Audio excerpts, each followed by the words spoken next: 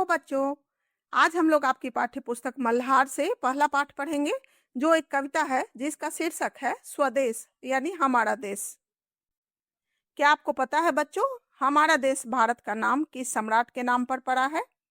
यदि आपको पता है तो कमेंट बॉक्स में लिखकर उत्तर देना है। इस कविता के कवि हैं गया प्रसाद शुक्ल स्नेही। यह कविता शुक्ल जी का एक आवाहन गीत है। जिस प्रकार यज्ञ की अग्नि पर ज्वलित कर देवी देवताओं का आवाहन किया जाता है, उन्हें आमंत्रित किया जाता है, उसी प्रकार कवि देशवासियों के हृदय में देश प्रेम की ज्वाला जागृत करने का आवाहन किया है। चलिए हम लोग कविता पढ़ते हैं। वह हृदय नहीं है, पत्थर है, जिसमें स्वदेश का प्यार नहीं। कवि उस हृदय को पत्थर के समान मानते हैं। जिस प्रकार पत्थर में संवेदनाएं नहीं होती हैं, वह कठोर होता है, वैसे ही जिस हृदय में अपने देश के लिए प्यार नहीं है, वह हृदय भी पत्थर के समान है। जो जीवित जोश जगा न सका, उस जीवन में कुछ सार नहीं। सार का अर्थ महत्व या मूल्य होता है। जिसके दिल में उत्साह नहीं है, जोश नहीं है, उसके जीवन का कोई मूल्य नहीं है, कोई महत्व नहीं है, उसका जीवन व्यर्थ है। जो चल न सका संसार संग, उसका होता संसार नहीं। जिसने साहस को छोड़ दिया, वह पहुंच सकेगा पार नहीं। कवि कहते हैं कि जो व्यक्ति दुनिया के साथ कदम से कदम मिलाकर नहीं चलता है, अर्थात अपने समाज या समुदाय के साथ मिलजुल कर नहीं चलता, उसके सुख दुख में भागीदार नहीं होता, वह समाज में कोई स्थान या कोई पहचान नहीं बना पाता। जिसने साहस करना ही छोड़ दिया, कठिनाइयों के आने से पहले ही हार मान लिया, वह कभी भी अपना लक्ष्य प्राप्त नहीं कर सकता। जिसके हृदय में साहस नहीं है, वह उद्देश्य पूरा होने से पहले ही हार मान लेता है। जिससे न जाति उद्धार हुआ, होगा उसका उद्धार नहीं। जो भरा नहीं है भावों से, बहती जिसमें रसधार नहीं। जाति उद्धार यानी कि समाज या समुदाय का कल्याण। जो व्यक्ति अपने समाज या समुदाय का कल्याण नहीं कर सकता, यानी दूसरों के काम नहीं आता है, वह खुद की भलाई भी नहीं कर पाता। जो भरा नहीं है भावों से, बहती जिसमें रसधार नहीं। प्रेम या भावनाओं की मधुर धारा को रसधार कहा गया है। जिसमें दूसरों के लिए कोमल भावनाएं नहीं है, स्नेह नहीं है, प्रेम नहीं है, उसका जीवन ही व्यर्थ है। वह हृदय नहीं है, पत्थर है, जिसमें स्वदेश का प्यार नहीं। जो अपने देश से प्यार नहीं करता, उसका हृदय पत्थर के समान संवेदनाहीन और कठोर है। जिसकी मिट्टी में उगे बढ़े, पाया जिसमें दाना पानी, है माता पिता बंधु जिसमें, हम हैं जिसके राजा रानी। कवि अपने देश की महिमा का गुणगान करते हुए कहते हैं, हमने अपने देश की धरती पर जन्म लिया है, इसी धरती पर हमारा पालन पोषण हुआ है, इसी धरती ने हमारे जीवन के लिए भोजन और पानी दिया है। यहाँ की धरती से ही अन्न जल पाकर हम जीवित रहते हैं। यह मातृभूमि हमारे माता पिता भाई बंधु संबंधियों की भूमि है। हम सबको यहाँ समान अधिकार प्राप्त है, क्योंकि हम यहाँ के नागरिक हैं और राजा रानी की तरह सुख चैन से जीते हैं। जिसने की खजाने खोले हैं, नवरत्न दिए हैं लासानी। जिस पर ज्ञानी भी मरते हैं, जिस पर है दुनिया दीवानी। खजाने धन संपत्ति को कहते हैं। लासानी का अर्थ होता है बेजोड़ या बहुमूल्य। कवि कहते हैं कि हमारे देश का हृदय बहुत उदार है। इसने अपने अनेक प्राकृतिक संसाधनों के रूप में हमारे लिए खजाना खोल दिया है। इस देश ने हमें खेतों, नदियों, जंगलों आदि के रूप में बेजोड़ और बहुमूल्य रत्न दिए हैं। नवरत्न का अर्थ यहाँ भारत के महान सपूतों और अनेक प्रकार के संसाधनों को कहा गया है, जो हमारे देश को बेमिसाल बनाते हैं। जिस पर ज्ञानी भी मरते हैं, जिस पर है दुनिया दीवानी। यहाँ की अपार संपत्ति, समृद्ध संस्कृति और आध्यात्मिक शक्ति को दुनिया भर के ज्ञानी भी मानते हैं। हमारे देश के बेमिसाल होने पर पूरी दुनिया दीवानी है। अर्थात हमारे देश की यश और प्रतिष्ठा पूरी दुनिया में फैली हुई है। उस पर है नहीं पसीजा जो, क्या है वह भूखा भार नहीं। पसीजा का अर्थ है पिघलना, यानी कोमल भावना जगाना। अपने देश से इतना सब कुछ पाकर भी जिसका हृदय दया और करुणा के भाव से नहीं पसीजता है, वह धरती के लिए एक बोझ के समान है। उसका पूरा जीवन व्यर्थ है। निश्चित है, निसंशय निश्चित है जान एक दिन जाने को। कवि हृदय को छू लेने वाले मार्मिक भाव से कहते हैं कि हम सबको पता है कि मृत्यु तो एक दिन सबको आनी ही है। इसमें कोई संशय नहीं है कि हम सबको एक दिन इस संसार को छोड़कर ही जाना है काल दीप जलता हरदम, जल जाना है परवानों को। काल दीप समय की जलती लौ को कहा गया है। परवाना अर्थात दीवाना। यदि मृत्यु एक दिन सबको आनी ही है, तो फिर क्यों ना अपने जीवन को देश के लिए समर्पित कर सार्थक बनाए। जैसे दीपक की लौ में कीट पतंगे जलकर परवाने बन जाते हैं, वैसे ही देश के लिए बलिदान देने वाले लोग मरकर भी अमर हो जाते हैं। सब कुछ है अपने हाथों में, क्या तोप नहीं तलवार नहीं।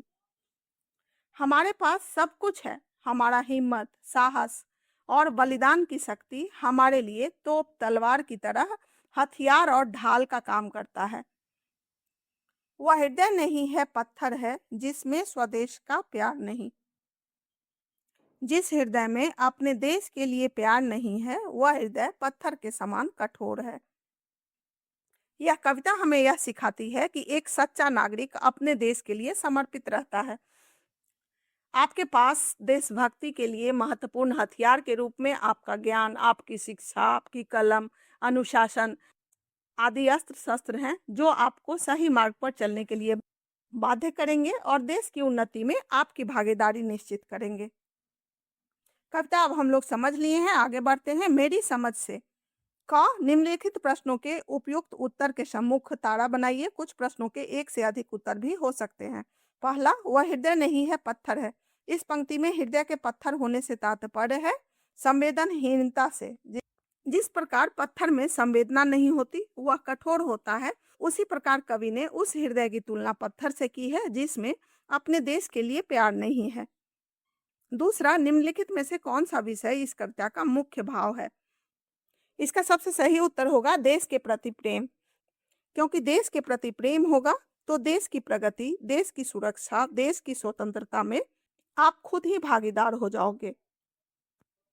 तीसरा, हम है जिसके राजा रानी। इस पंक्ति में हम शब्द किसके लिए आया है। इसका सबसे सही उत्तर होगा देश के समस्त नागरिकों के लिए, क्योंकि हमारे देश में सभी नागरिकों को समान अधिकार प्राप्त है। समस्त नागरिक यहाँ सुख चैन से राजा रानी की तरह रहते हैं। कविता के अनुसार कौन सा हृदय पत्थर के समान है। इसका सबसे सही उत्तर होगा जिसमें देश प्रेम का भाव नहीं है, वह हृदय पत्थर के समान कठोर और संवेदनहीन है। अब मिलान करना है न सक पहला, जिसने साहस को छोड़ दिया वह पहुंच सकेगा पार नहीं। इसका अर्थ होगा जिसने किसी कार्य को करने का साहस छोड़ दिया हो, वह किसी लक्ष्य को प्राप्त नहीं कर सकता। दूसरा, जो जीवित जोश जगा न सका उस जीवन में कुछ सार नहीं। इसका अर्थ होगा जो स्वयं के साथ ही दूसरों को भी प्रेरित और उत्साहित नहीं कर सकते, उनका जीवन निष्फल और अर्थहीन है। तीसरा, जिस पर ज्ञानी भी मरते हैं, जिस पर है दुनिया दीवानी। इसका अर्थ होगा जिस देश की ज्ञान संपदा से समूचा विश्व प्रभावित है। चौथा, सब कुछ है अपने हाथों में, क्या तोप नहीं तलवार नहीं। इसका अर्थ होगा जिस प्रकार युद्ध में तोप और तलवार की आवश्यकता होती है, उसी प्रकार मनुष्य की प्रगति के लिए साहस और इच्छा शक्ति की आवश्यकता होती है। पंक्तियों पर चर्चा। कविता से चुनकर कुछ पंक्तियां नीचे दी गई हैं, इन्हें ध्यान पूर्वक पढ़िए और इन पर विचार कीजिए। आपको इनका क्या अर्थ समझ में आया। अपने विचार अपने समूह में साझा कीजिए और लिखिए। क, निश्चित है, निसंशय निश्चित है जान एक दिन जाने को, है काल दीप जलता हरदम, जल जाना है परवानों को। इसका उत्तर होगा कवि कहते हैं यह अटल सत्य है कि इस संसार में सबका मृत्यु होना निश्चित है। जैसे दीपक के जलने पर परवाने उसमें जलकर नष्ट हो जाते हैं, वैसे ही हम देश के परवाने हैं। मरना सबको है, इसीलिए जीवन को व्यर्थ गंवाने के बजाय देश के लिए बलिदान देना अधिक सार्थक है। सब कुछ है अपने हाथों में, क्या तोप नहीं, तलवार नहीं, वह हृदय नहीं है, पत्थर है, जिसमें स्वदेश का प्यार नहीं। इसका उत्तर होगा, कवि कहते हैं कि हमारे पास तोप और तलवार जैसे हथियार के समान ही आत्मविश्वास, साहस, शक्ति जैसे अनेक प्रकार के साधन हैं। हमें किसी से डरने की जरूरत नहीं है। जिस दिल में अपने देश के लिए प्रेम की भावना नहीं है, वह हृदय एक पत्थर के समान है। ग जो भरा नहीं है भावों से, बहती जिसमें रसधार नहीं, वह हृदय नहीं है, पत्थर है, जिसमें स्वदेश का प्यार नहीं। इसका उत्तर होगा, यहाँ कवि ने ऐसे हृदय को पत्थर कहा है जिसमें मानवीय भावनाएं नहीं है, जो अपने देश से प्रेम नहीं करता और जिसमें स्नेह और प्रेम की धारा नहीं बहती। सोच विचार के लिए कविता को पुनः ध्यान से पढ़िए, पता लगाइए और लिखिए। क हम हैं जिसके राजा रानी पंक्ति में राजा रानी किसे और क्यों कहा गया है? इसका उत्तर होगा, इस पंक्ति में राजा रानी शब्द प्रत्येक देशवासियों को कहा गया है। कवि ने राजा रानी कहकर इस बात को व्यक्त किया है कि यह हमारे लिए गर्व की बात है कि हम उस देश के निवासी हैं जिसकी धरती इतनी समृद्ध और गौरवशाली है कि हम सभी उसके उत्तराधिकारी हैं। संसार संग चलने से आप क्या समझते हैं? जो व्यक्ति संसार संग नहीं चलता, संसार उसका क्यों नहीं हो पाता है? इसका उत्तर होगा, संसार संग का अर्थ है अपने समाज के साथ मिलजुल कर चलना, उनके सुख दुख में साथ रहकर सामाजिक उत्तरदायित्वों का पालन करना। जो व्यक्ति समाज के साथ नहीं जुड़ता, उसका समाज से कोई संबंध नहीं रह जाता और ना ही कोई पहचान होती है। उस पर है नहीं पसीजा जो, क्या है वह भूखा भार नहीं? पंक्ति से आप क्या समझते हैं, बताइए। इसका उत्तर होगा, इस पंक्ति में कवि कहते हैं कि जिस व्यक्ति का हृदय अपने देश और समुदाय की भावनाओं से पसीजता या द्रवित नहीं होता है, उसका जीवन व्यर्थ है। वह केवल पृथ्वी पर एक बोझ है, क्योंकि उसका जीवन देश और समाज के लिए किसी काम का नहीं होता है। कविता में देश प्रेम के लिए बहुत सी बातें आई हैं। आप देश प्रेम से क्या समझते हैं, बताइए। इसका उत्तर होगा, देश प्रेम का अर्थ है अपने देश की उन्नति के लिए हृदय से कार्य करना, संकट आने पर अपने हितों से ऊपर उठकर देश के हितों के लिए त्याग करना, देश की मिट्टी, संस्कृति, भाषा और देशवासियों का सम्मान करना। यह रचना एक आवाहन गीत है जो हमें देश प्रेम के लिए प्रेरित और उत्साहित करती है। इस रचना की अन्य विशेषताएं ढूंढिए और लिखिए। इसका उत्तर होगा, देशभक्ति की भावना से ओतप्रोत यह रचना अत्यंत प्रेरणादायक है। इसकी अन्य विशेषताएं निम्नलिखित है। पहला, कविता की भाषा सरल होते हुए भी अत्यंत प्रभावशाली है। दूसरा, कविता इतनी प्रेरणादायक है कि पाठकों के हृदय में देश के प्रति लगाव हिलोड़े लेने लगता है। तीसरा, कविता हमें अपने देश के साथ खुद पर भरोसा करना सिखाती है।